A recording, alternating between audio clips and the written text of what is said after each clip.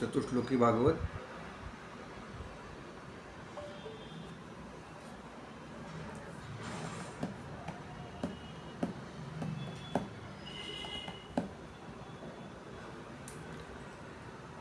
कुणीही म्हणायला हरकत नाही. मी म्हणू का? हा म्हणा. चुकलं वेगळं तर माफ करा. सांगीन काय अडचण नाही.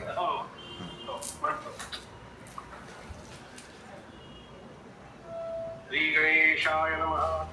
ओम नमो ज्यात्या वेद प्रतिपाद्या जय जय स्वसंवेद्या आत्मरूपा देवा तुची गणेशु सकलार्थमती प्रकाशु म्हणे निवृत्तीदासु अवधारी जोशी. ओम पूर्णमदः पूर्णमिदं पूर्णात् पूर्णमुदच्यते पूर्णस्य पूर्णमादाय पूर्णमेवावशिष्यते. वसुदेवसुतं देवं कंसचाणूरमर्दनं देवकी परमानन्दं कृष्णं वन्दे जगद्गुरुं. मूकं करोति वाचालं पङ्गुलङ्घयते गिरिं यत्कृपात्वमहं वन्दे परमानन्दमाधवं.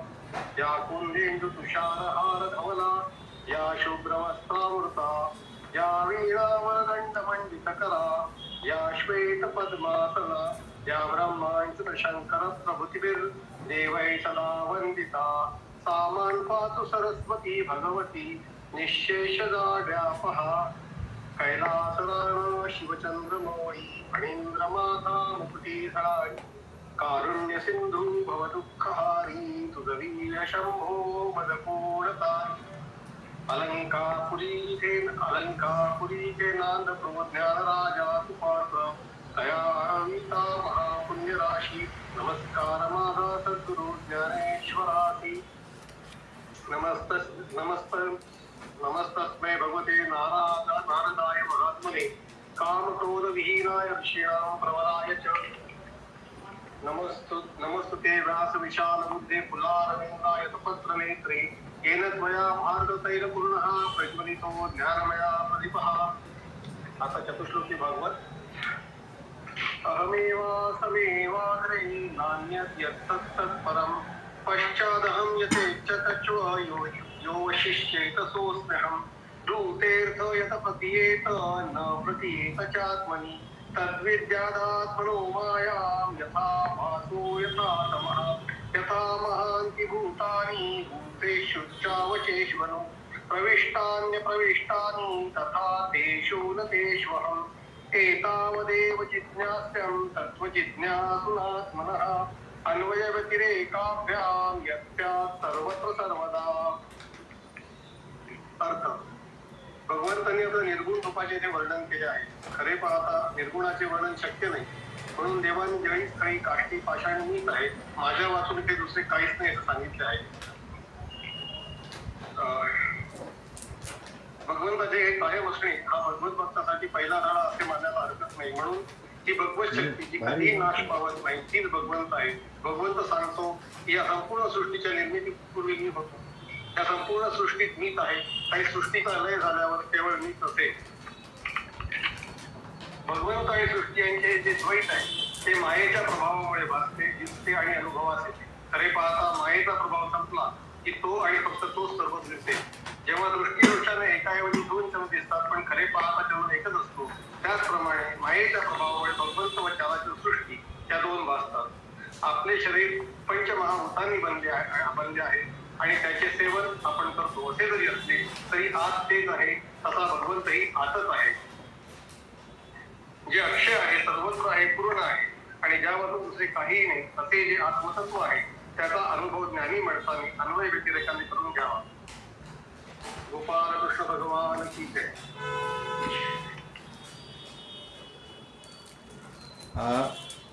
अलंकापुरी हा जो श्लोक आहे ना तो पुन्हा एकदा म्हणता का? तो लिहायलाच चुकलाय माझा, मला वाटतं. हा. अलंकापुरी पुण्यभूमी पवित्र तिथे नांदतो ज्ञान राजा सुपात्र तया आठविता महापुण्य राशी. नमस्कार माझा सद्गुरु ज्ञानेश्वरासी. पाठ होता पण लिहिला चुकीचा होता. हा तेच त्यामुळे तुम्ही तो वाचून म्हणला, त्यामुळे मग ते अलंका बहुतेक पुण्यभूमी पवित्र हा म्हणजे हे म्हणलाच नाहीत तुम्ही, म्हणून तो एक तर ते मीटरमध्ये नाही बसलं, ज्या छंदामध्ये ते लिहिलंय त्याच्यात, हो. त्याच्यामुळे तो वेगळा ऐकवला. आणि अजून एक बहुतेक चतुश्लोकी भागवतातला पहिल्या श्लोकामध्ये काहीतरी उच्चार करताना किंवा दुसऱ्या श्लोकामध्ये ते मी म्हणजे जेव्हा पुन्हा म्हणाल त्यावेळेला मला लक्षात येईल, किंवा अजून एकदा दोनदा तुम्ही त्याचा सराव करून मग म्हणा. चालेल चालेल. बाकी उत्तम, छान. धन्यवाद. रामकृष्ण.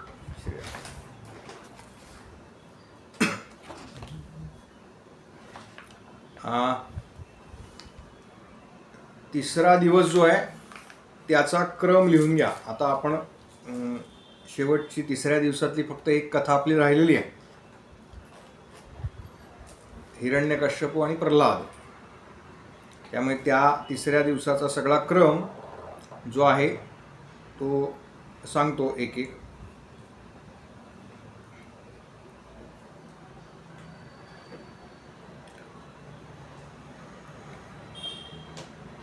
एकाखाली एक लिहून घ्या, म्हणजे किती मुद्दे होतील, किंवा आकडे टाका तुमच्या सोयीने जसं शक्य, म्हणजे किती मुद्दे आणि त्याचा विस्तार कसा करता येईल ह्याचं आपण एक गणित मांडूयात, जे आपण पहिल्या 2 दिवसांकरता केलं होतं. भरत राजांचे चरित्र. हां,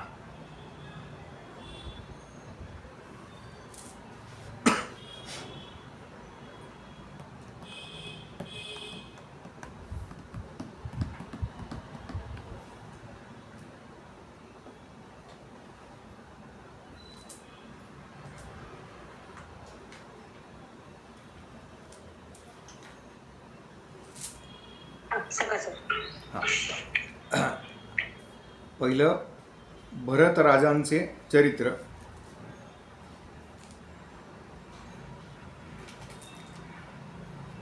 एकाखाली एक आता मुद्दे लिहा, म्हणजे मग ते तुम्हाला सोपं जाईल. भरत राजांचा मृग योनीमध्ये प्रवेश.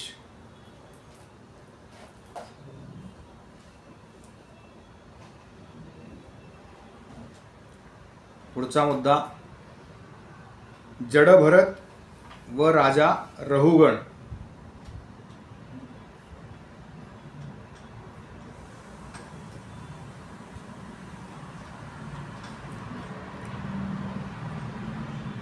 पुढचा जो मुद्दा आहे जो नरकाच्या गतींचं वर्णन. जड भरत काय म्हणलं? जड भरत व राजा रहुगण.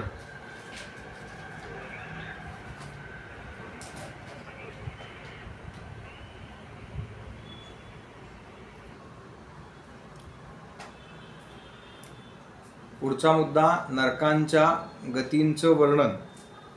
आता हे नरकांच्या गतींचं वर्णन किती करावं, कशा पद्धतीनं करावं, हा थोडासा तारतम्याचा भाग आहे. म्हणजे काही अगदी मोजक्या, जसं मीही तुम्हाला सांगितलं की 28चे 28 काही मी तुम्हाला लिहून दिलेलं नाही किंवा त्याचं वर्णन करत बसलेलो नाही. हा तुमच्यासमोर बसलेला श्रोता कशा पद्धतीचा आहे, कारण कथा स्वरूप सांगताना आलेला प्रत्येकजण हा काही विशिष्ट त्याचं काही वाचन असतं, काही साधन असतं अशातला नसतो. अत्यंत सर्वसामान्य श्रोत्यांपासून ते ज्ञानी श्रोत्यांपर्यंत सर्वजण अशा कथांना येत असतात. त्याच्यामुळे थोडंसं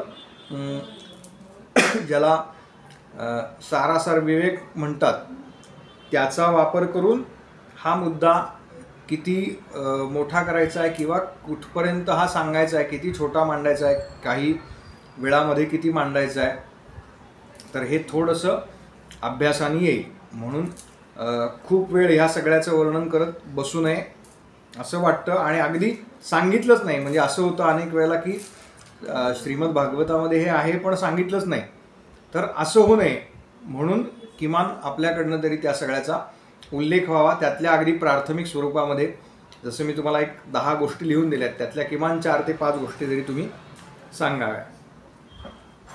कारण त्याला जोडून आलेली जी कथा आहे तर ती प्रामुख्याने कथा सांगणं हा मुद्दा हा नंतरचा आहे. पण मुळात ती कथा का आली, तर परीक्षिती राजांनी असा प्रश्न विचारला की हे सगळं तुम्ही मला ऐकवलं शुकदेवजी, पण मला हे सांगा ह्या मध्ये जे जाणं आहे किंवा नरकामधला जो सगळा प्रवास आहे, त्यातल्या ज्या यातना आहेत त्या टाळायच्या असतील तर काय करायला लागेल, म्हणून पुढची कथा आलेली आहे. पुढचा मुद्दा अजामिळ आख्यान.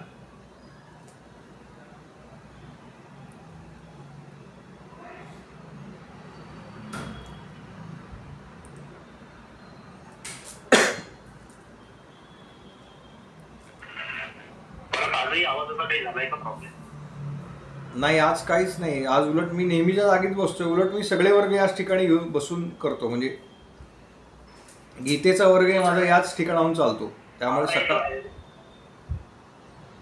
हां, आता एकदा तुम्हाला ही जागा व्यवस्थित ऐकू येते म्हणल्यावर मी शक्यतो बदललेली नाही आहे. आधी मी मागच्या आठवड्यात दुसरीकडे बसतो होतो. यमदूत. पुढचा मुद्दा यमदूत व विष्णुदूत यांचा संवाद.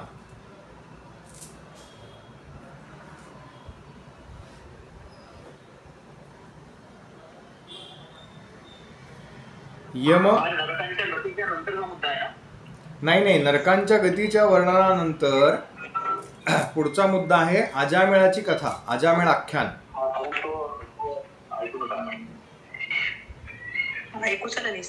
बर, अजामिळ आख्यान हा दुसरा मुद्दा आहे का? हा, नरकांच्या गतीच्या वर्णनाच्या पुढचा. आणि नंतर काय? थांबा सांगतो आता, पुढे नका जाऊ. अजामिळ आख्यान, त्याच्यानंतर बाकीच्यांनी म्यूट व्हा. ज्यांना काही अडचण आहे त्यांनी फक्त अनम्यूट व्हा. विष्णुदूत आणि यमदूत संवाद.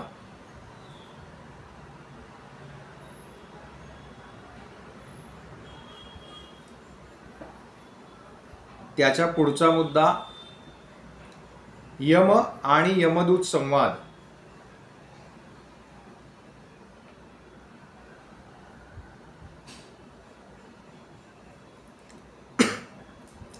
इथपर्यंत एका अर्थाने अजामिळाचं आख्यान चालतं किंवा ती जी गोष्ट आहे ती इथे येऊन संपते. त्यामुळे ह्या गोष्टी आपल्याला सांगितल्या पाहिजेत. पुढे अजामिळ मुक्त झाला इथपर्यंत. पुढचा मुद्दा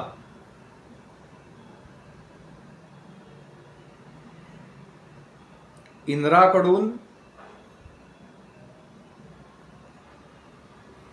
बृहस्पतींचा अपमान.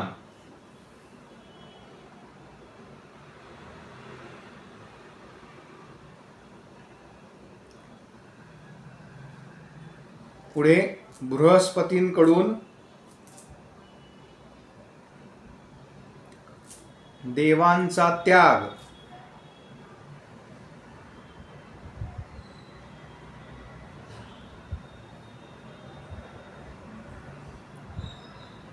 विश्वरूपाचा.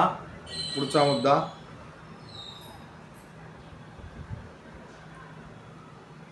विश्वरूपाचा देवगुरु म्हणून स्वीकार.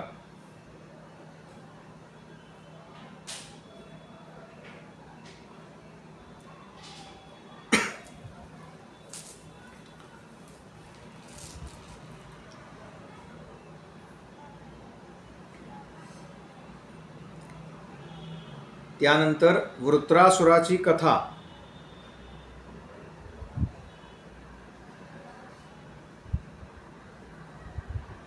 वृत्रासुराची कथा.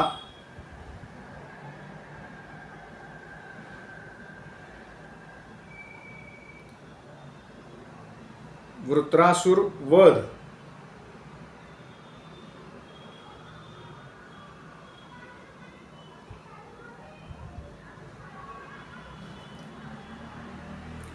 पुढचा मुद्दा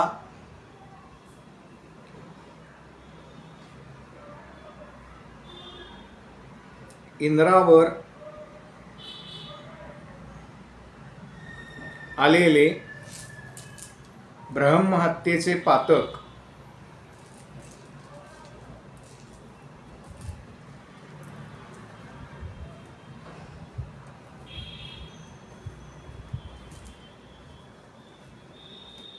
पुढे वृत्रासुर पूर्वचरित्र.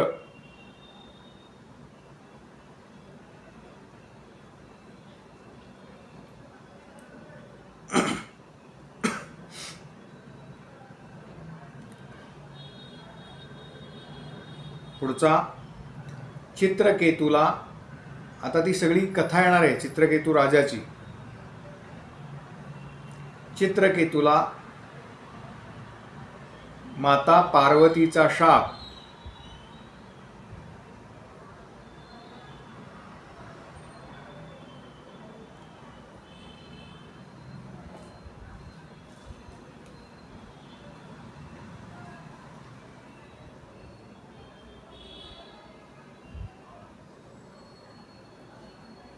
आता कालच्या भागात आपण काय पाहिलं? कोणती कथा पाहिली? बरोबर. हा, सुरुवात कुठं झाली? वृत्रासुराचं पूर्वजन्म चरित्र चित्रकेतू राजा. हा, ते झालं ना मध्ये मध्ये. तो मुद्दा मी आत्ता सांगितला. तिथपर्यंत आत्ता आपण आलोय अनुक्रमणिकेनुसार किंवा काय काय दिवसाचं. त्याच्यानंतर मध्ये त्याच्या पुढचा भाग काय सांगितला का? हा, प्रेग्नेंट असते आणि आता प्रेग्नंट असते वगैरे जरा शब्द आपण वापरायचे नाहीत बरं का. थोडंसं तुम्हाला कठोर वाटेल, पण काय शब्द आपण वापरायचे आपल्यावर जबाबदारी आहे ना काही. हा, पार्वतीचा शाप नंतर सांगा ना काय पुरुष. हा, चित्रकेतूला म्यूट करा बाकीचे.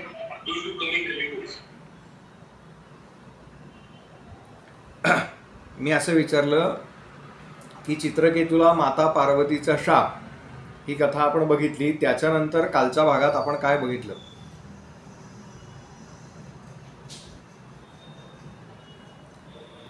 मरुदगण. तिला 49 मरुदगण झाले. बरोबर. ती कथा सुरू कुठे होते? 49.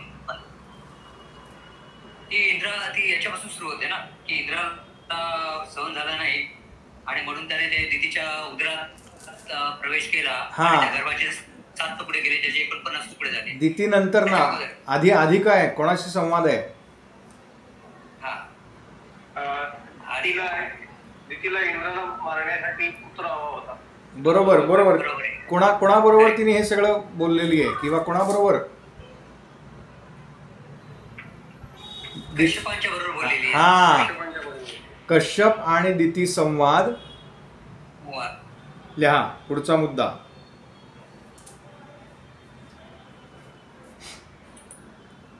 कश्यप आणि दिती संवाद. त्याच्या पुढचा मुद्दा मरुद्गणांची उत्पत्ती.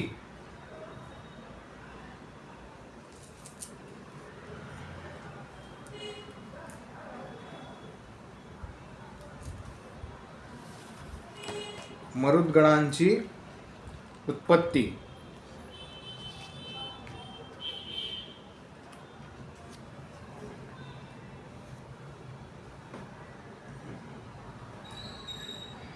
त्यानंतर भागवतामध्ये पुन्हा देवर्षी नारद आणि युधिष्ठिरांचा संवाद आहे. त्याच्यात जयविजयाची कथा येते मूळ ग्रंथामध्ये, पण आपण ती एकदा सांगितलेली आहे सविस्तर. त्यामुळे त्याची फक्त आठवण करून द्यायची.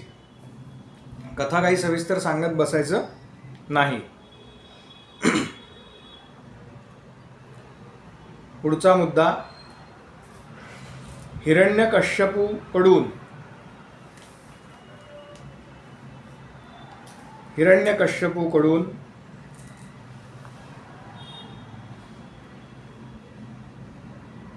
माता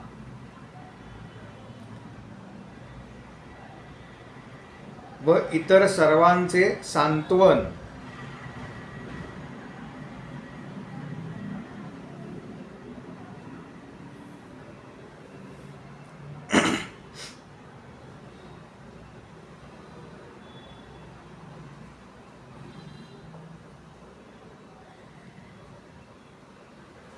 हिरण्यकश्यपूची तपश्चर्या. पुढचा मुद्दा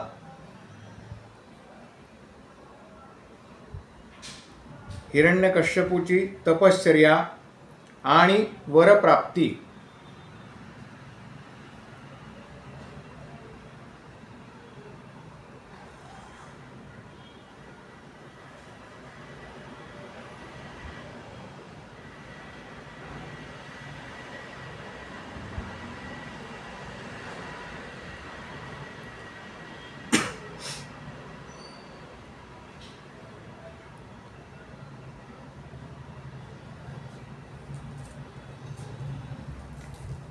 हिरण्यकश्यपूकडून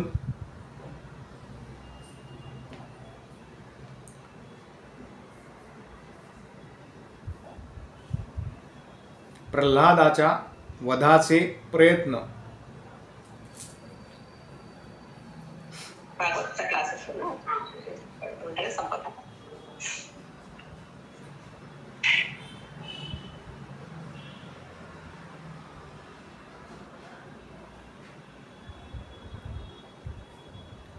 हिरण्यकश्यपूकडून प्रल्हादाच्या वधाचे प्रयत्न.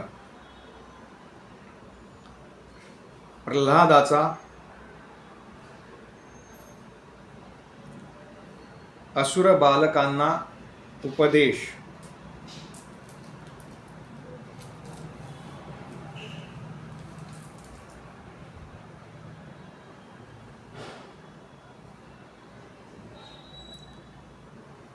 भगवान नृसिंहांचा अवतार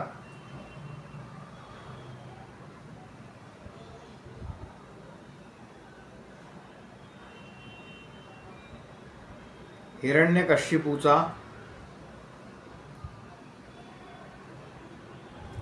वध.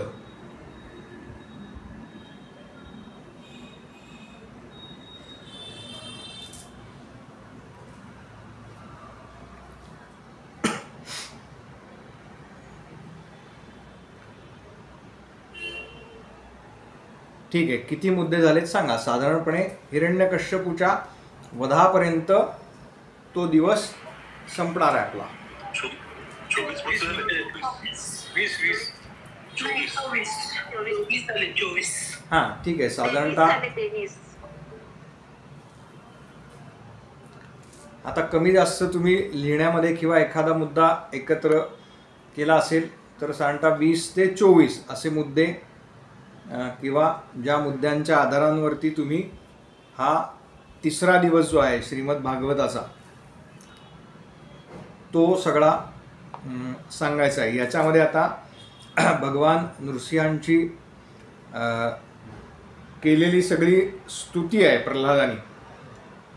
त्याच्यानंतर पुढची काही वर्णन आहेत. मोक्ष गृहस्थांनी कशा पद्धतीनं राहावं, पण या वर्णनाला तेवढा वेळ मिळत नाही आणि त्याच्यातनं वेगळं काही नाही. म्हणजे नरसिंहांची स्तुती प्रत्येक अवताराच्या वेळेला तो अवतार झाला की त्याची स्तुती आहे. कुणाचं कुलदैवत भगवान नृसिंह आहेत का आत्ता उपस्थितांपैकी?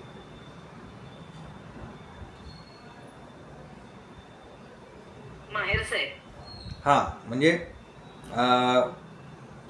एकतर तिसऱ्या दिवशी भगवान नृसिंहांचा फोटो ठेवावा कथेच्या आधी, त्याला हार घालावा. अनेक जण विचारतात, म्हणजे ज्यांचं कुलदैवत भगवान नृसिंह आहेत तर असे काही श्रोते येऊन विचारतात की नृसिंह जन्म केव्हा आहे, कथा केव्हा आहे. तर ते त्या दिवशी मुद्दाम आवर्जून येतात ऐकायला. तर तो तिसरा दिवशी भगवान नृसिंह कथेमध्ये प्रगट होतात. त्यामुळे शक्य असेल तर आपल्याकडे साधारणपणे आपलं हे सगळं तयार पाहिजे. म्हणजे आपल्याकडे तरी किमान सप्ताहात लागणारे जे काही प्रतिमा आहेत, फोटो आहेत, ते आपल्याकडे तरी पाहिजेत. नाहीतर आपल्याकडेच नाही आहे आणि आपण जर त्यांना म्हणलो की तुम्ही एखादा फोटो आणा, ते म्हणले की आमच्याकडे नाही आहे, तुम्हीच आणा, तर मग आपल्याकडे पण काही नाही, असं नको व्हायला. म्हणून शक्यतो भगवान नृसिंहांच्या फोटोची फोटो फ्रेम एक घेऊन ठेवा. तिसऱ्या दिवशी ती कथा सुरू होण्यापूर्वी हे जे सगळं करायचं आहे हे त्या दिवसाचा कथाभाग सुरू होण्यापूर्वी ते सगळं आपण त्या जागेवरती ठेवायचं आहे. आता तिसरा दिवस जेव्हा पूर्ण होतो तेव्हा आपल्याला माहिती आहे की नृसिंह भगवंत प्रगट झाले आणि त्यांनी हिरण्यकश्यपूचं पोट फाडलं. हा या स्वरूपातलाच फोटो आहे, तो त्यांच्या मांडीवरती झोपलाय. तर या दिवशी 2 नारळ लागतात. एक नारळ हा उंबऱ्यावरती फोडायचा, ज्या घरामध्ये ज्या वास्तूमध्ये ती कथा चालली आहे त्या वास्तूच्या उंबऱ्यावरती फोडायचा. आपण जे सादरीकरण म्हणतो श्रीमद भागवतातलं काही मर्यादित प्रमाणामध्ये, त्यातला हा एक भाग आहे. कोणीतरी जो यजमानांपैकी आहेत त्यांना सांगायचं की एक वरवंटा त्या ठिकाणी बाहेर, आधी हे सगळं घराच्या बाहेर करायचं आहे, उंबरठ्यावरती करायचं आहे.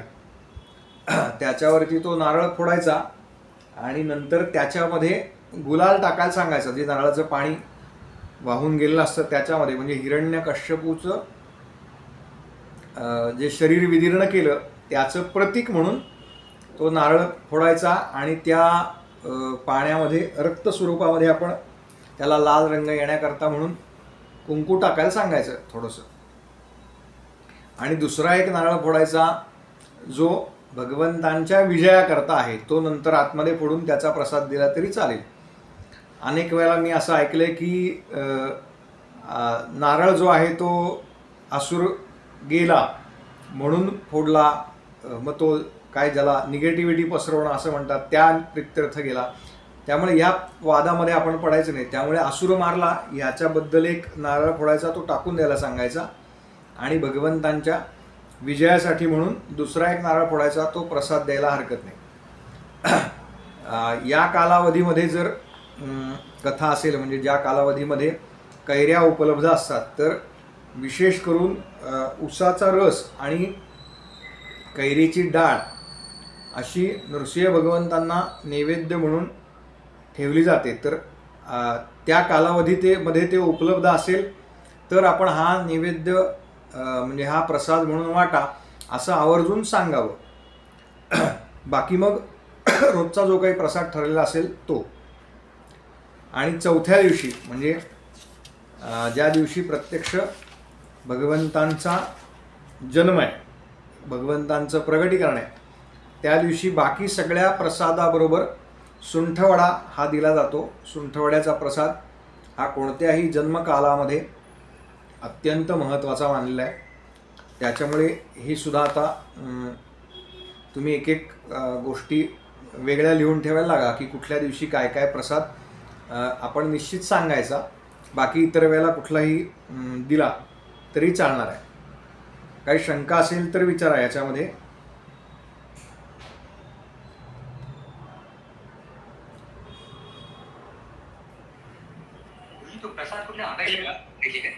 काय काय आंब्याची डाळ सांगितली का प्रसाद वाढवा?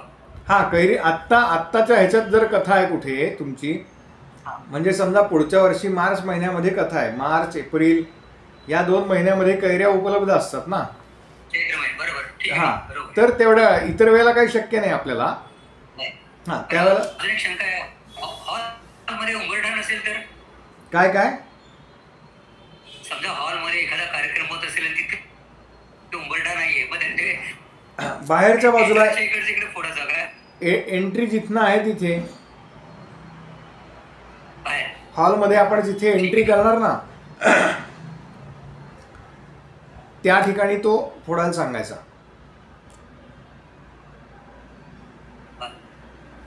हॅलो.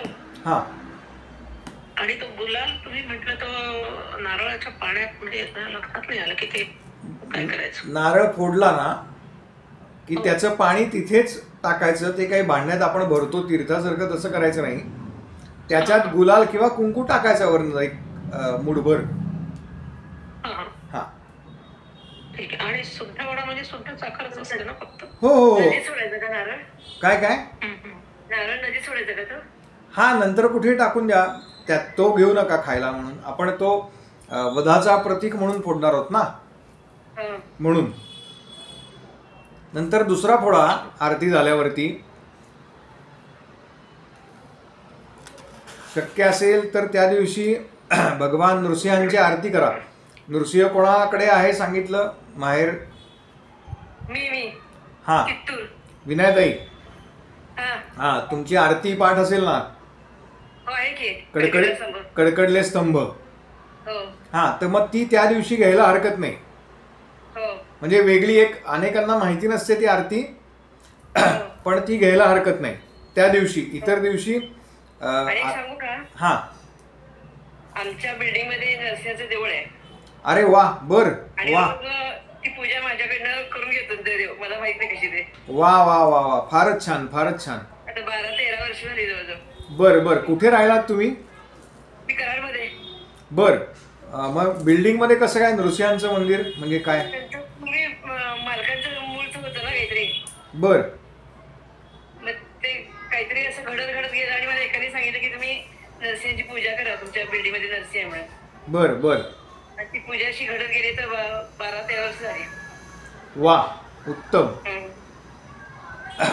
मग नरसिंह भगवंत एकदम प्रखर आहेत. चांगलं आहे तुमच्या हातनं सेवा घडते ती. हं.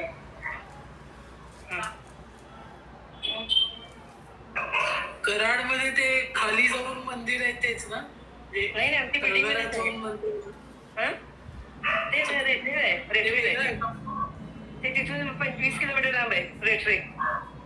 बर, ताई त्याचे विनयाताई त्याचे फोटो पाठवा आम्हाला सगळ्यांना ग्रुपवरती. देवाचं का? हा, मंदिराचे. म्हणजे कारण फार अगदी पोखर्णीला जे नरसिंह मंदिर आहे ना. इथे शाळीग्राम टाईप आहे पिंडी. बर बर बर, कारण शाळीग्राम टाईप आहे ते. आपण याच्या जवळ पोखर्णी म्हणजे परभणीच्या जवळ हो पोखर्णी नावाचं ठिकाण आहे. तिथे मोठं नृसिंह मंदिर आहे. मी जाऊन आलोय तिकडे. हं. ठीक आहे, त्या निमित्ताने दर्शन होईल आमचं. फोटो पाठवा ग्रुपवरती नंतर त्या मंदिराचे. हं. हा, अजून कोणाला क्रम साधारणतः काय सांगितलंय ह्याच्यात काही आपण आत्ता जो घेतलंय त्यातली फक्त प्रल्हादांची कथा राहिली आहे ती आपण आज घेणार आहोत. एकदा आधीचं काही जे लिहिलं असेल तर ते बघा आणि क्रम बघा. काही त्याच्यात पुढे मागे नाही आहे ना.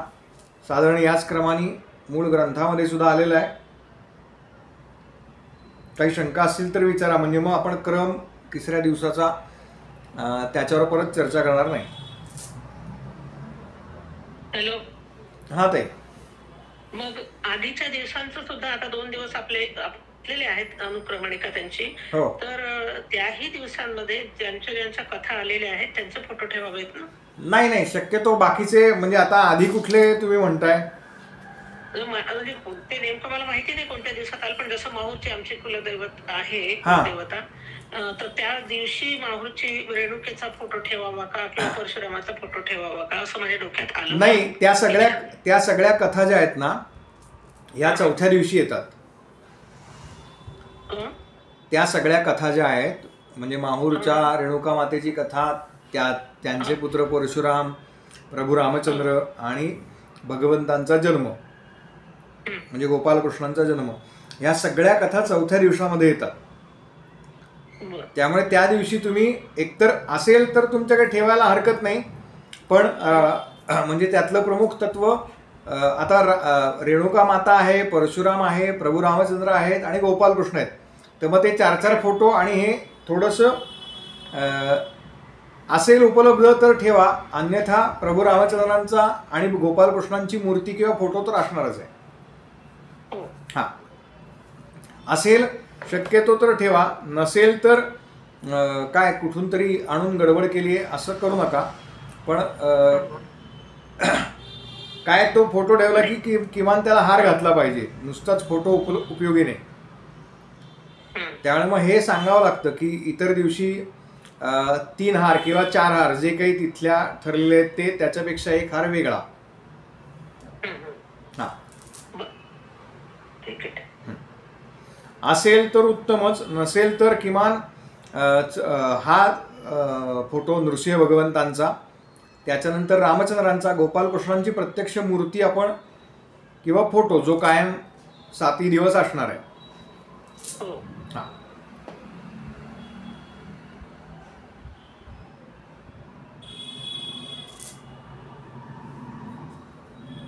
अजून काही कोणाला विचारायचं आहे?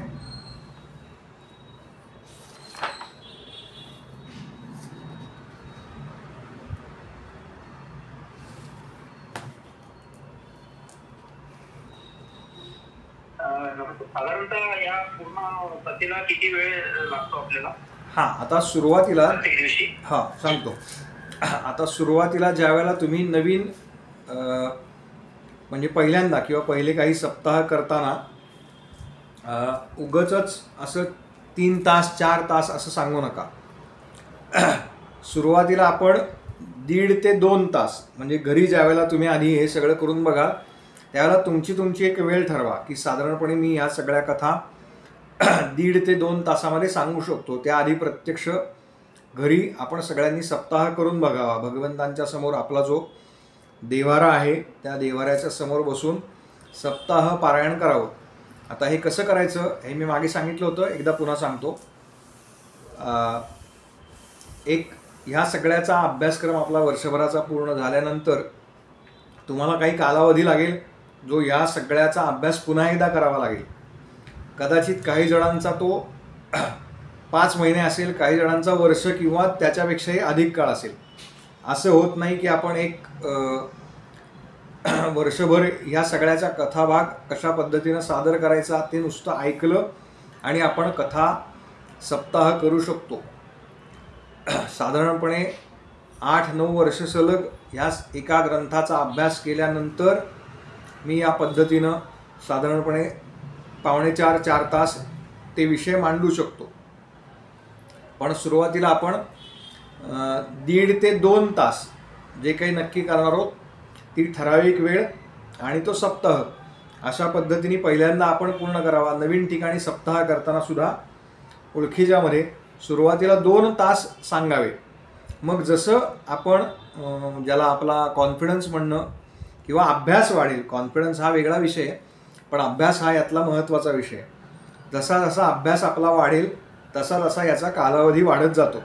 पण सुरुवातीला लगेच असं कोणीही गृहीत धरू नका की मी एवढ्या सगळ्या ह्याच्यावरून अगदी मी सांगितलेलं वाक्य तुम्ही लिहून घेतलं आणि ते वाचलं तरीसुद्धा तेवढा वेळ होईल का तर सांगता येत नाही. कारण हा प्रत्येक त्या ठिकाणी बसल्यानंतर त्या तत्वाकडून ज्या काही आज्ञा येतात त्या आपल्या माध्यमातून श्रोत्यांच्या समोर प्रगट होतात. तर तेव्हा सुरुवातीला साधारणपणे 2 तास याचा कालावधी आपण निश्चित करावा. जसा अभ्यास वाढत जाईल तसं 2.5 तास 3 तास करायला हरकत नाही. आलंय लक्षात? आणि ग्रंथ समोर ठेवून करायचं आहे ना, म्हणजे राजांचे नावं वगैरे? हो. हे काही प्रवचन हे जे सत्र आहे आपण जे सगळं करणार आहोत तो प्रवचन ह्या सत्रामध्ये मोडतो. प्रवचनाचा एक मोठा फायदा असा आहे की आपण जे मूळ ग्रंथ आहेत ते समोर ठेवून त्याचबरोबर तुम्ही आत्ता ज्या काही नोट्स काढलेल्या आहेत त्या समोर ठेवून हे सगळं करू शकता. काहीही पाठ करायची गरज नाही, कारण पाठ केलेलं हे तेवढ्यापुरतं लक्षात राहतं. नंतर कदाचित आपण ते विस्मृतीमध्ये जातं. कारण आत्ता पाठ केलेलं फार दीर्घकाळ लक्षात राहील असं सांगता येत नाही आणि त्याची गरज आहे नाही या सगळ्याला. त्यामुळे मूळ ग्रंथ समोर ठेवून तुम्ही हे सगळं करू शकता. त्याच्याबरोबर तुमची ही जी वही आहे ज्याच्यामध्ये तुम्ही हे सगळं लिहून काढताय ती वही बरोबर ठेवा. म्हणजे एखाद्या वेळेला ग्रंथामधलं आपल्याला पटकन सापडत नाही, कारण आपण ग्रंथातलं अगदी शब्द वाचत नसतो. त्यामुळे काही पानं पुढे जातो आपण, अचानक एक 25-30 पानं पुढे गेलो असं होतं. कारण स्तुती काही आपण सगळ्या दरवेळेला सांगत बसणार नाही. त्यामुळे ती जवळजवळ 10-1 पानं आपण पुढे जातो. तेव्हा त्या न्यायानं आपली जी वही आहे ज्याच्यावरती तुम्ही अभ्यास केलेला हा सगळा अथवा जे प्रश्न उत्तर आहेत, जे प्रश्न मी पाठवतो त्याची उत्तरं तुम्ही लिहून पाठवता, ते प्रश्न उत्तरं जरी तुम्ही घेऊन बसलात तरी त्या प्रश्नांमध्ये संपूर्ण दिवसामध्ये म्हणजे त्या दिवशी ज्या ज्या कथा येतात त्या सगळ्या कथांचा समावेश करण्याचा प्रयत्न केलेला आहे. म्हणून मी वारंवार सांगतोय की ते प्रश्न घाईघाईमध्ये पूर्ण करण्याच्या मागे लागू नका. आता हे अपेक्षित नाही आहे की तुम्ही आज मी प्रश्न दिले आणि तुम्ही 8 दिवसात मला दिलेत पुन्हा लिहून. याच्याकरता आपण हा कालावधी पुढचे 15 दिवस 20 दिवस केलेला आहे. महिनाभर तुम्ही घ्या, काही अडचण नाही. ऑनलाईन वर्गाचा एक फायदा जो आहे, ऑफलाईन वर्गामध्ये 2च दिवस मिळायचे. म्हणजे आज 3 प्रश्न किंवा 4 प्रश्न शुक्रवारी आणि शनिवारी उरलेले 3 प्रश्न किंवा 4 प्रश्न, कारण 1.5 आणि 1.5 3 तास अशा पद्धतीनंच परीक्षा व्हायच्या. त्यामुळे जे काही तुम्हाला माहिती आहे ते त्या 1.5 तासामध्ये 4 प्रश्न 5 प्रश्न एवढं लिहायचं आहे. आत्ता तुम्हाला संधी अशी आहे आणि वेळही आहे की तुम्ही अधिक अभ्यास करून व्हिडिओ पुन्हा पुन्हा ऐकून त्यातलं जे आपलं एखादं पहिल्या श्रवणामध्ये एखादी गोष्ट आपल्याला पक्की समजत नाही तर ती दुसऱ्या वेळेला तिसऱ्या वेळा ऐकताना समजू शकते. ते सगळं तुम्ही व्यवस्थित सविस्तर प्रश्न उत्तरांच्या स्वरूपामध्ये लिहू शकता. ही लिहिलेली प्रश्न उत्तरं जरी तुम्ही समोर ठेवलीत तरी संपूर्ण त्या दिवसाचं म्हणून संपूर्ण कथाभाग तुमचा पूर्ण होईल. ठीक आहे.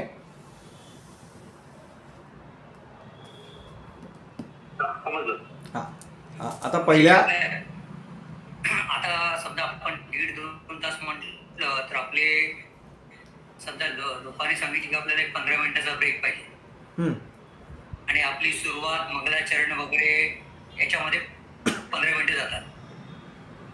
मंगलाचरण, नामस्मरण, जय जयकार साधारण 10-12 मिनिटं समजा. हो बरोबर, म्हणजे अर्धा तास गेला म्हणजे आपल्याला कथा सांगायला 1.5 तास उरतो. तर आपण असं केलं तर समजा जमलं तर सकाळचा एक सेशन 1.5-2 तासाचा आणि दुपारचा एक सेशन 1.5-2 तासाचा. म्हणजे कसं होतं आपल्याला साधारणतः 2 ते 2.5 तास तरी कमीत कमी कथा सांगायला मिळू शकतात. फक्त कथेसाठी म्हणतो. चालू शकतं का असं? असं चालू शकेल. म्हणजे आमच्याकडे ज्या पद्धतीने झालं तर ते सकाळी 3-3.5 तास, संध्याकाळी 3-3.5 तास. पण पुन्हा आपण जाऊ शकतो पुन्हा किंवा आपण त्या ठिकाणी थांबू शकतो. श्रोते जे लांबून येणार आहेत त्यांचं 2-2 वेळेला येणं जाणं हे थोडंसं अवघड विषय असतो जयंतराव. समजा तुम्ही 11 ते 2 अशी वेळ ठरवली तर 11 म्हणजे धड जेवूनही येता येत नाही आणि 2 म्हणजे फार त्या सगळ्या वेळा गडबडीच्या होतात. त्यामुळे संध्याकाळी ज्यांना शक्य आहे अशांनी 2.5 तासच वेळ ठेवा. त्यातले हे जसं म्हणले तसं की नामस्मरण म्हणजे त्यातला अर्धा तास आपण मधल्या वेळेला देऊ. शक्यतो जेव्हा तुम्ही 2-2.5 तास कथा करणार आहात ना तेव्हा हे मध्ये 5 मिनटं वगैरे चहा प्यायला वगैरे काही गरज नाही आहे. आपली तेवढी तयारी झालेली असते की आपण सलग 2-2.5 तास बोलू शकतो.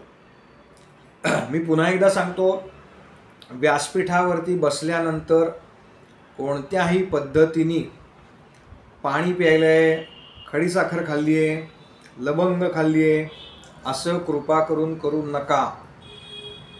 हे व्यासपीठावरती बसणाऱ्या तो जो व्यास आहे त्याच्याकडून अपेक्षित नाही.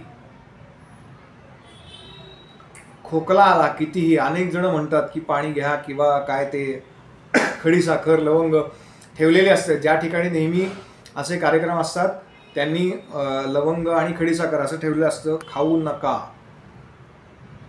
अशी माझी कळकळीची विनंती आहे. पण गुरुजी समजा चहाचा ब्रेक असेल तर आपण चहा प्यायला चालतो का? हा, ब्रेक आहे तर गोष्ट वेगळी. व्यासपीठावर बसून म्हणतोय त्यावेळेला तुम्ही उठणार ना.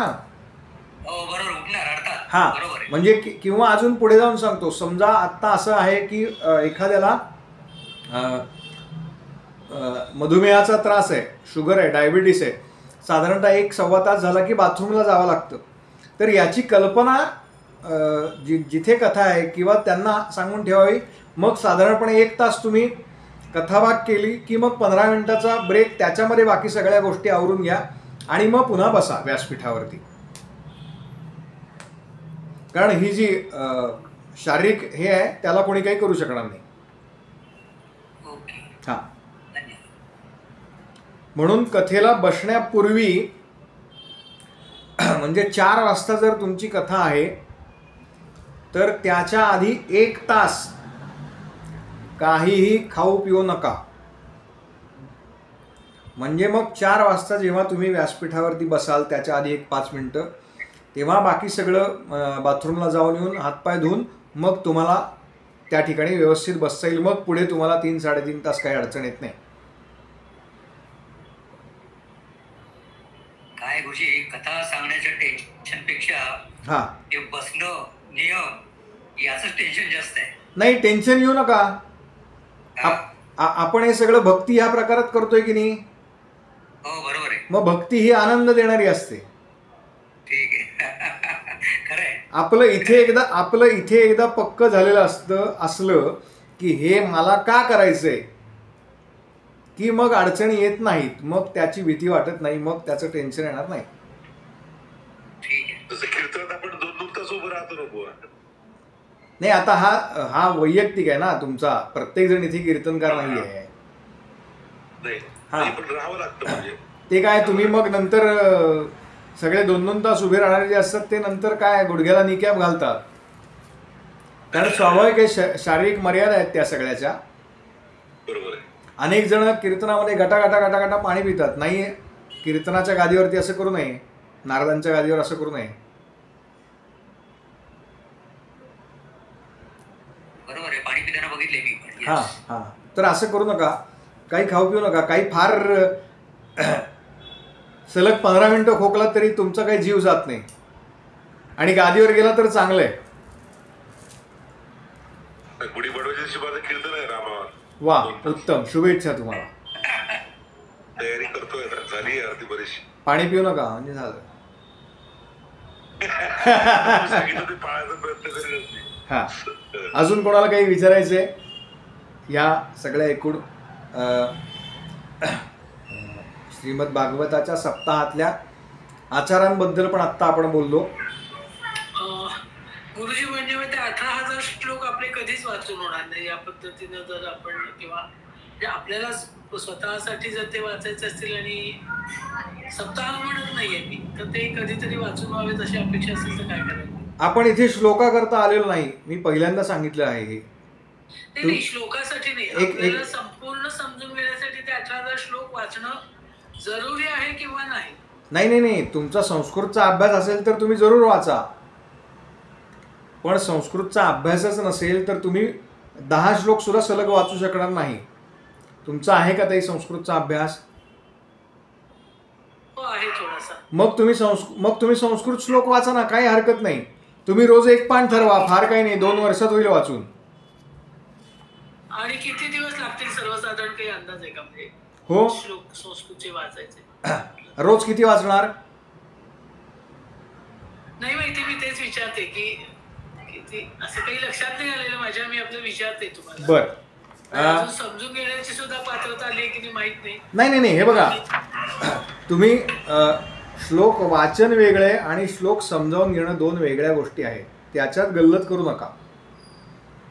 श्लोक वाचन याचा अर्थ आपण जसं एखादं स्तोत्र म्हणतो, अथर्व शीर्ष म्हणतो, रामरक्षा म्हणतो किंवा गीतेचा एखादा अध्याय म्हणतो, त्या पद्धतीने समजा आता आपण 12वा अध्याय म्हणलो, सुरुवात केली तर श्री भगवान उवाच्यापासून सुरुवात करतो आणि शेवटचा जो श्लोक आहे तिथपर्यंत वाचतो. याच्यामध्ये आपण भक्तियोग जरी सांगितलेला असला तरी त्यातलं सगळं आपल्याला समजलेलं नसतं. हे बरोबर. हां, मग श्लोक वाचन हे त्या पद्धतीने झालं. 18,000 श्लोक साधारणपणे संथा घ्यायची म्हटली, कोणाकडे शिकायचं म्हटलं संथा, तर साधारणपणे 2.5 वर्षाचा कालावधी आहे.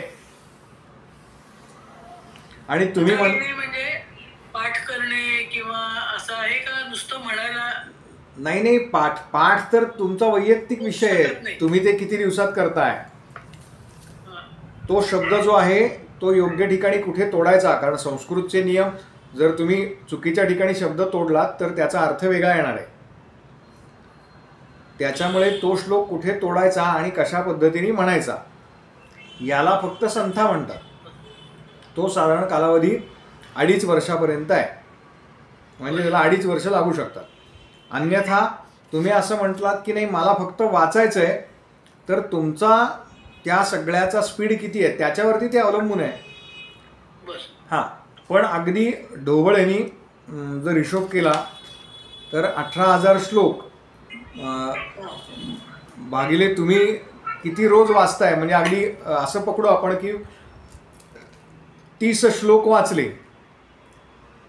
हां, तर जरा कोणीतरी करा पटकन कॅल्क्युलेटर काढून. 18,000 भागिले 30. हां, मी 2 वर्ष सांगितलं होतं.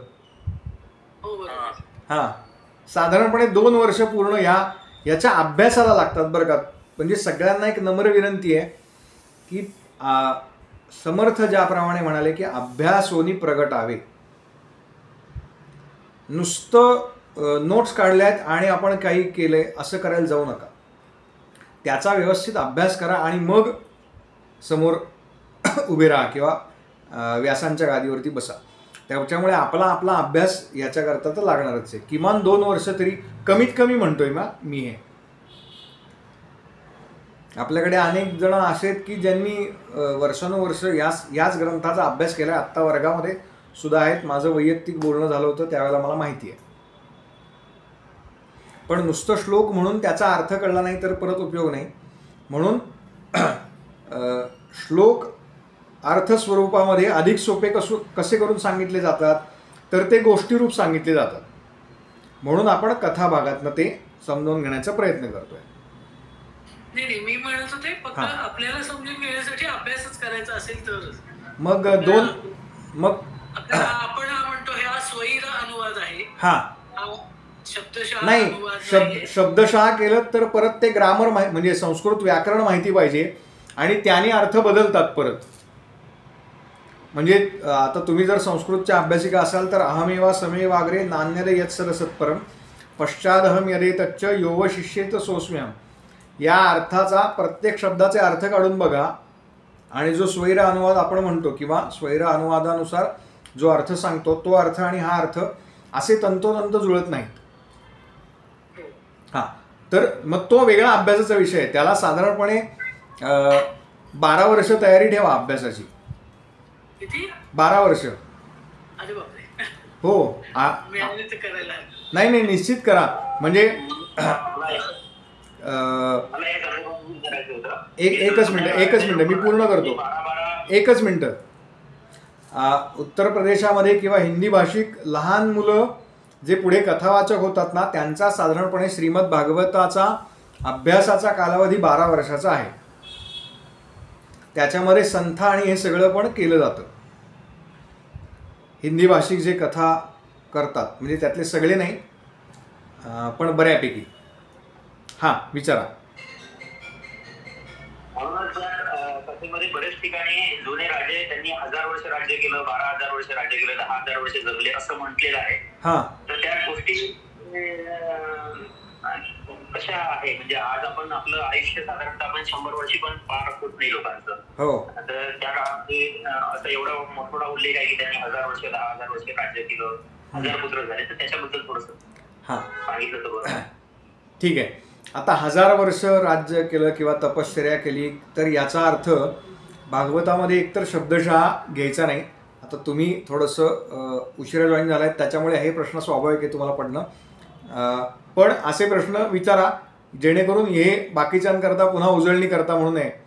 तर एकतर दीर्घकाळ राज्य केलं असा त्यातला अर्थ घ्यायचा.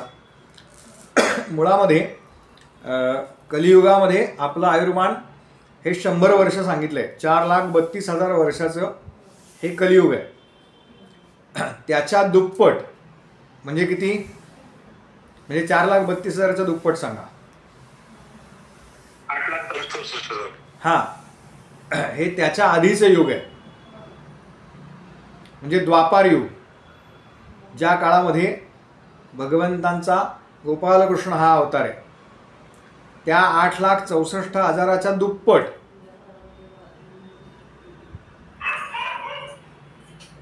16,00,000 हां हे त्रेतायुग आहे आणि त्याच्या दुप्पट हे सत्ययुग सांगितलं आहे म्हणजे कृतयुग. तर अशा पद्धतीनं हा काळ जो आहे त्या युगाचा हा अशा पद्धतीनं आहे. त्याच्यामुळे त्या काळामध्ये जे आयुर्मान आहे ते सुद्धा त्याच पद्धतीनं आहे. म्हणजे कलियुगामध्ये सर्वसामान्य माणसाचं आयुर्मान हे 100 वर्षाचं सांगितलेलं आहे. त्याच्या आधीच्या युगामध्ये सर्वसामान्य आयुर्मान हे 1000 वर्ष सांगितले. 1 शून्य वाढवलं आहे. त्याच्या आधीच्या युगामध्ये अजून 1 शून्य वाढलं आहे आणि त्याच्या आधीच्या युगामध्ये अजून 1 शून्य वाढलं आहे. अशा पद्धतीनं आयुर्मानाचं गणित आहे. त्यानंतर पुन्हा आपली बऱ्याच वेळा अशी गल्लत होते की आपण ज्या कथा सांगतो त्यावेळेला आपण त्या कथेमध्ये जरा म्यूट करा.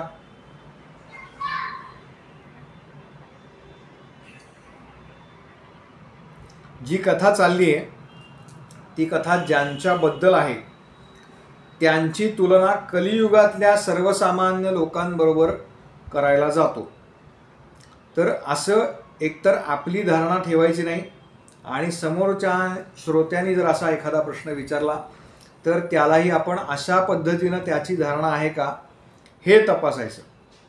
नाहीतर होतं काय, आपण सर्वसामान्य जीवाप्रमाणे त्या ऋषींनी किंवा त्या राजांनी कशा पद्धतीनं आचरण केलं आहे हे एकाच मोजपट्टीवरती मोजायचा प्रयत्न करतो. तर तसं करायचं नाही. हे पहिलं आपलं पक्क पाहिजे. त्याच्यानंतर ही श्रीमद भागवताची कथा जी आहे ही एकाच युगात घडलेली नाही, तर वेगवेगळ्या युगामध्ये वेगवेगळ्या कल्पामध्ये भगवंतांचे हे जे अवतार झालेले आहेत ते अवतार एकत्र केलेले आहेत व्यासांनी आणि भगवान गोपालकृष्णांपर्यंत ती कथा आणलेली आहे. म्हणजे याच्या आधीचं जे युग आहे त्या युगामध्ये भगवंतांचा जो सर्वांग सुंदर अवतार आहे तो म्हणजे भगवान गोपालकृष्ण, त्या श्रीकृष्णांपर्यंत ती कथा आणलेली आहे.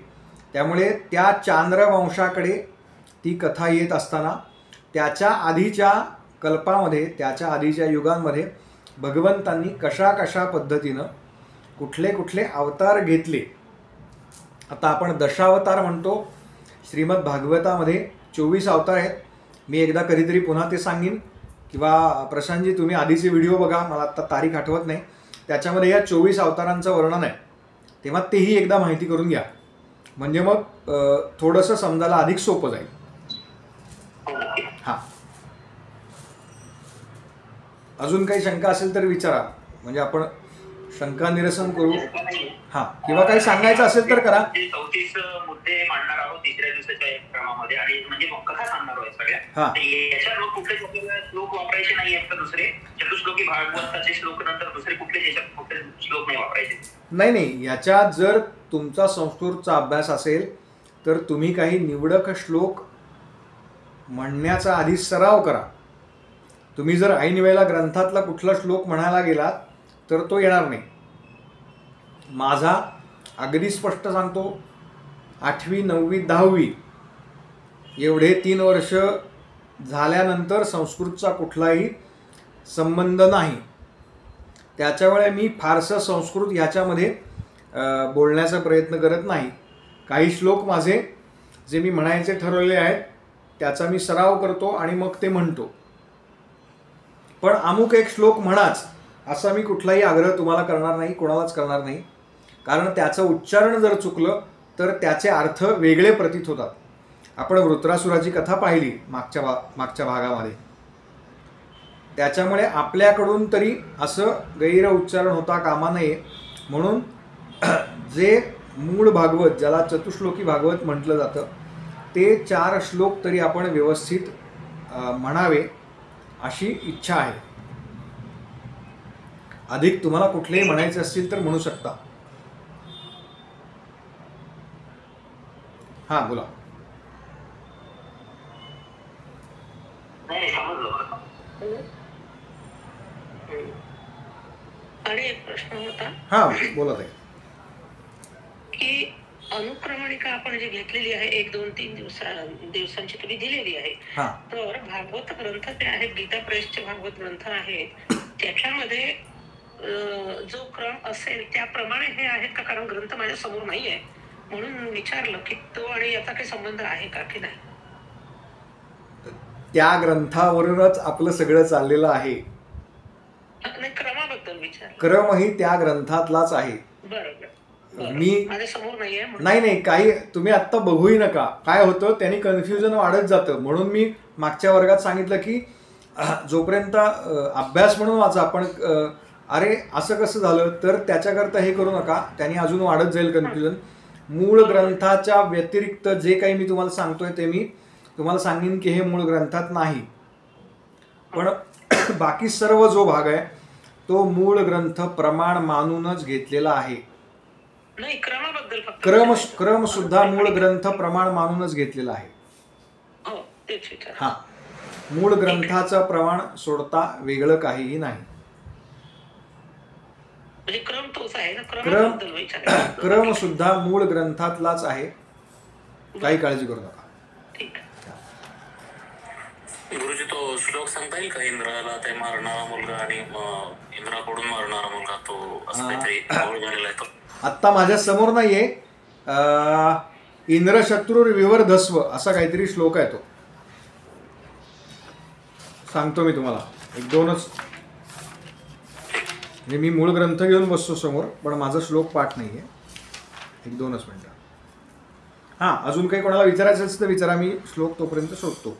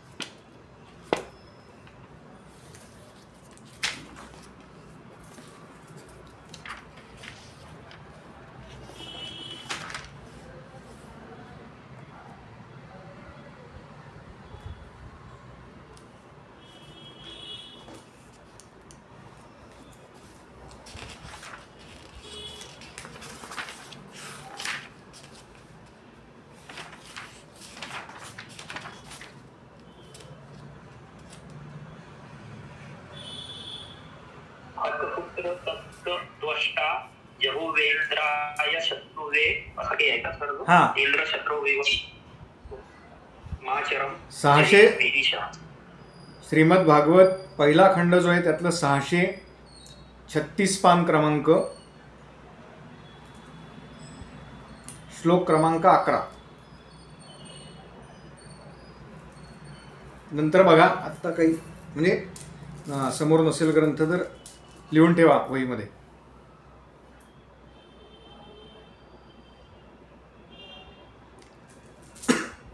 सर परत एकदा सांगतो. श्रीमद भागवत प्रथम खंड, आपण पहिल्या खंडाचाच अभ्यास करतोय बरं का. अजून पान क्रमांक 636, 663, 663, 663, श्लोक क्रमांक 11.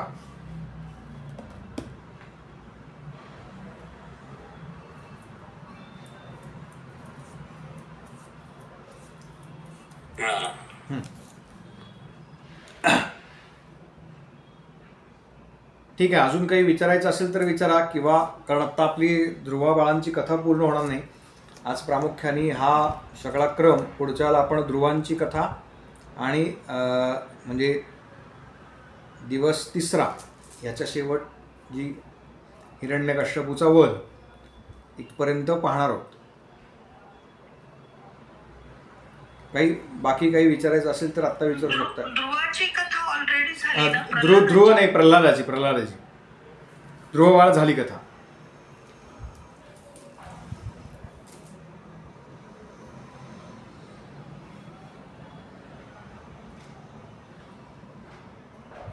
काही कोणाला सांगायचंय, विचारायचंय, दोन्ही म्हणजे ओपन आहे ग्रुप आत्ता.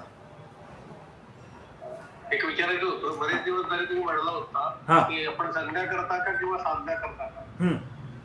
तर भागवत सांगायचं असेल तर संध्या करणं गरजेचं आहे का? आणि कारण की मला स्वतःला संध्या येत नाही.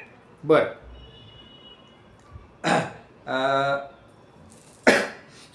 व्यवहारामध्ये यायला पाहिजे, किंवा किमान गायत्रीचा जप आणि अर्घ्य आणि आचमन एवढ्या गोष्टी तरी करा.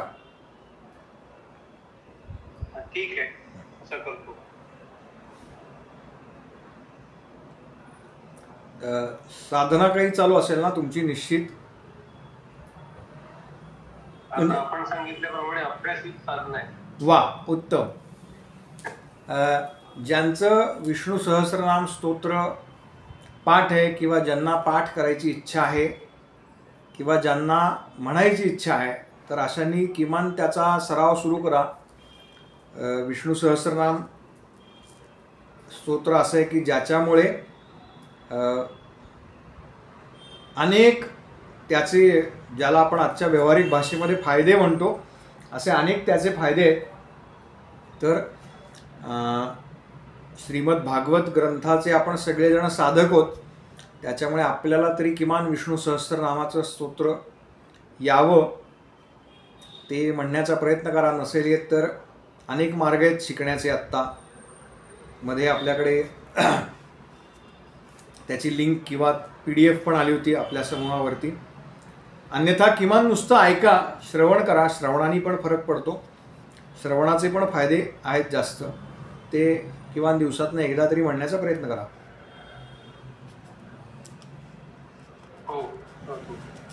गीता परिवार गुरुजी संता स्वरूपामध्ये शिकवतात आणि खूप छान आहे ते. सर्वांनी जरूर त्याचा लाभ घ्यावा असे मी विनंती करतो. गीता परिवारातर्फे अनेक वर्ग चालतात, त्यात विष्णू सहस्रनामाचा, विष्णू सहस्रनाम आहे, रामरक्षा आहे आणि भगवद्गीता. गीता.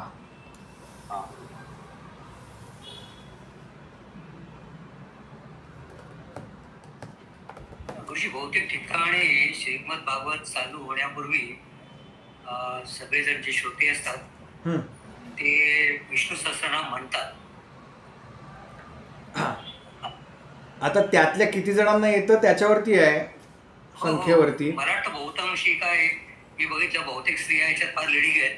त्यांना हे सगळं चांगलं पाठ असतं.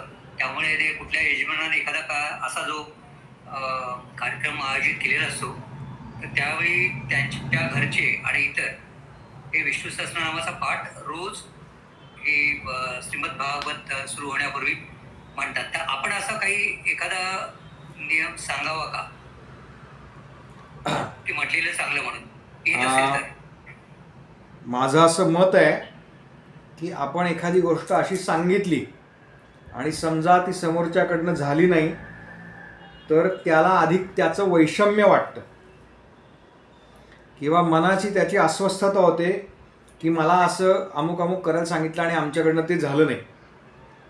तर दुसऱ्याकरता कुठलेही नियम सांगू नयेत. ते नियम आपण स्वतः पाळावेत असं मला वाटतं.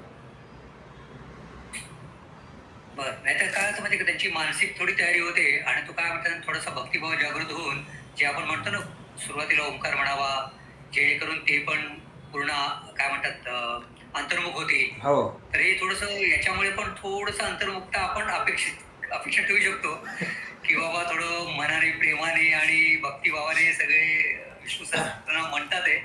त्यामुळे एक चांगली पूर्वतयारी मानसिक होऊन जाईल त्यांची पण, जमलं तर. नाही तर मग आपण ते तुम्ही म्हणतात तसं त्याच्यात न पडलेलं बरोबर. हां, विष्णू सहस्रनाम काही ठिकाणी म्हणतात, काही ठिकाणी हरिपाठ म्हणतात. पण मग त्यांनी म्हणावं असं नाही आहे. ते वक्त्यांनी त्याच्यामध्ये सामील असलं पाहिजे. नाहीतर तुम्ही 2:30 वाजता हरिपाठ म्हणा, आम्ही 3:30 वाजता येतो, याला काही उपयोग नाही. पण गुरुजी आता खरं सांगू का, असंच होत आहे.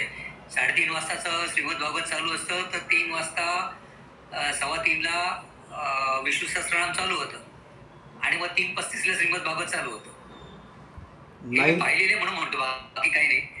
तर काही वेळा आपण शिकतो ना, पाण्यातून शिकतो, काही ठिकाणी अनुभव घेऊन शिकतो. हो हो नाही तसं करू नये आपण तरी. म्हणजे असं माझं तुम्हाला कळकळीची विनंती आहे सांगणं. मी काय प्रत्येक वेळेला काही बघायला तिथे नसणार आहे, पण मी हे सांगितलंय तुम्हाला, हे ऐकायला भगवंत आहेत आणि तुम्ही तसं करताय का नाही हे पाहिलंही भगवंत आहेत. त्याच्यामुळे शक्यतो असं करू नका की हे सगळं तुम्ही करायचंय, श्रोत्यांनी करायचंय आणि मी आता काय, मला ह्याची काही गरज नाही, असं काही नाही. हे आपल्या स्वतःच्या आध्यात्मिक प्रगती करता म्हणून आहे.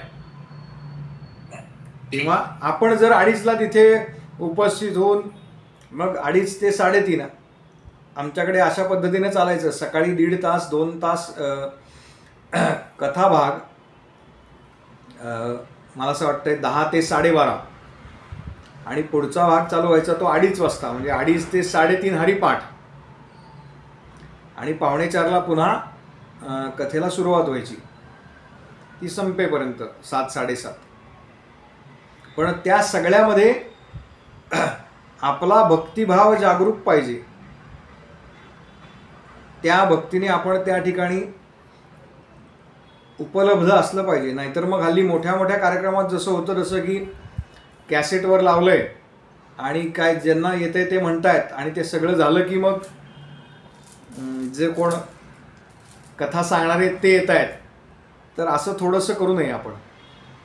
तसंच होतंय बहुतेक ठिकाणी. तसं करू नये आपण तरी तसं करू नये.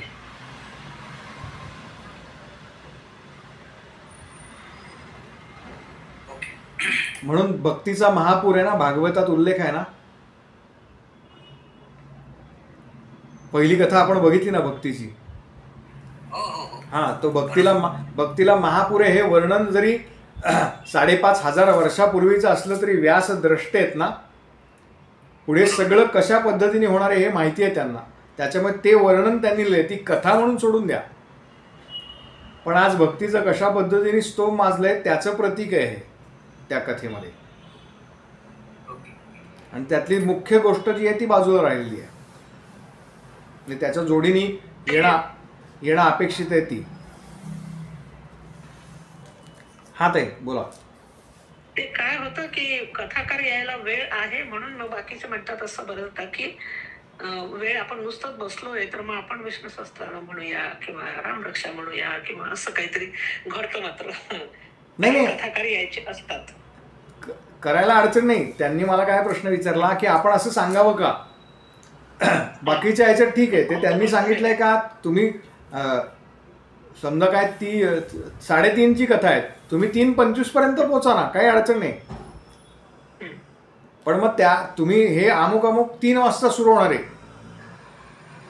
मग तिथे जो वक्ता आहे त्याने येणं अपेक्षित आहे असं माझं मत आहे. जर ते त्यांनी सांगितलं असेल तर आधी तुम्ही अमुक करा तमुक करा. हे करा म्हणजे दुसऱ्यांनी करायचं नाहीये, हे करा हे सगळं आपल्या करताय. म्हणून मी म्हणलं ना, पहिलं तुम्ही ऐका काय सांगताय ते.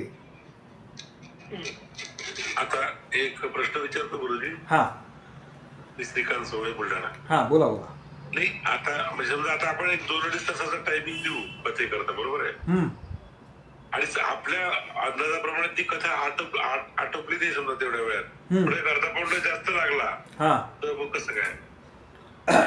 पुढे चालेल ना, काही अडचण नाही. किती वाढ होईल? 15 मिनिटं ठीक आहे.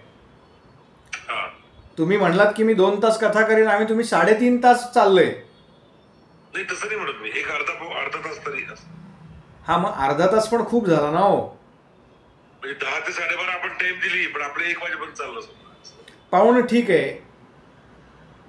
एखादा दिवस ठीक आहे कथातला, म्हणजे भगवंतांचा जन्म ज्यावेळेला होतो 4थ्या दिवसाची कथा, कारण खूप कथा भाग आहे आणि तो लांबतो, बरोबर आहे, कारण त्या पूर्ण होत नाहीत. त्यामुळे असा एखादा दिवस ठीक आहे. नाहीतर काय होतं, आपण वेगळ्या गोष्टीमध्ये इतकं वाहत जातो की आपलं वेळेकडे भान नाही आहे. आपल्याला सगळ्या गोष्टीकडे ज्यावेळेला व्यासपीठावरून कथा करणार आहोत तेव्हा या सगळ्या गोष्टीचं भान पाहिजे आपल्याला, की आपण किती वाजता सुरू केलेली आहे, किती वेळ नामस्मरण घेणार आहोत, किती वेळ मी सांगितलेलं आहे, मी सांगतोय, मी भले सांगतोय, ते मला चांगलं वाटतंय, पण ते समोर बसलेल्या श्रोत्याला कळतंय का नाही हे कळतं ना आपल्याला बघून त्यांच्याकडे. का माझं पाठ आहे म्हणून मी एखादं काही म्हणायचं, आलं का लक्षात? हां, म्हणजे आता तुम्ही शिक्षण क्षेत्रातले आहात, त्याच्यामुळे कदाचित तुमच्या 25 कविता पाठ असतील. हां, तुम्ही एखादी कविता म्हणाल, पण ती म्हणल्यानंतर समोरच्यांची काय रिॲक्शन आहे हे कळलं पाहिजे ना आपल्याला. हां, आणि त्यांची जर ती रिॲक्शन निगेटिव्ह असेल, हां, तर आपण ती गोष्ट टाळली पाहिजे, नाहीतर आपण त्यात वाहत जातो. मी तसं होतं म्हणत, म्हणजे कथाभागच सांगायचं राहिला तुमचा नाही. मग म्हणून तर मी म्हणलं की पहिल्यांदा तुम्ही त्या सगळ्याला तुम्हाला किती वेळ लागणार आहे. मग असं तर तुम्ही टायमिंग सेट केलं पाहिजे असं. हां, असं तर तुम्ही करू शकणार नाही की पहिला दिवस माझा 2 तासात होतो, पण चौथ्या दिवशीला मला 6 तास लागतात. नाही, मी सांगतोय कारण कथाभाग मोठा आहे, म्हणजे 4.5 पावणे 5 तास सलग सहज होऊ शकतात तो दिवस, पण ते आपल्याला दिलेल्या वेळेच्या मर्यादेमध्येच बसवायचं आहे सगळ्या दिवसाचं एक प्रकरण.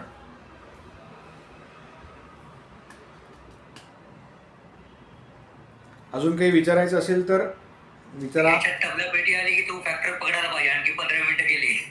नाही, आता तो भाग म्हणून मी तेवढ्याकरता सांगितलं की संगीत हा विषय जो आहे तो ज्याच्या त्याने आपापल्या कुवतीप्रमाणे 1 तास गाणं म्हणावं किंवा 15 मिनिटं म्हणावं किंवा म्हणू नये.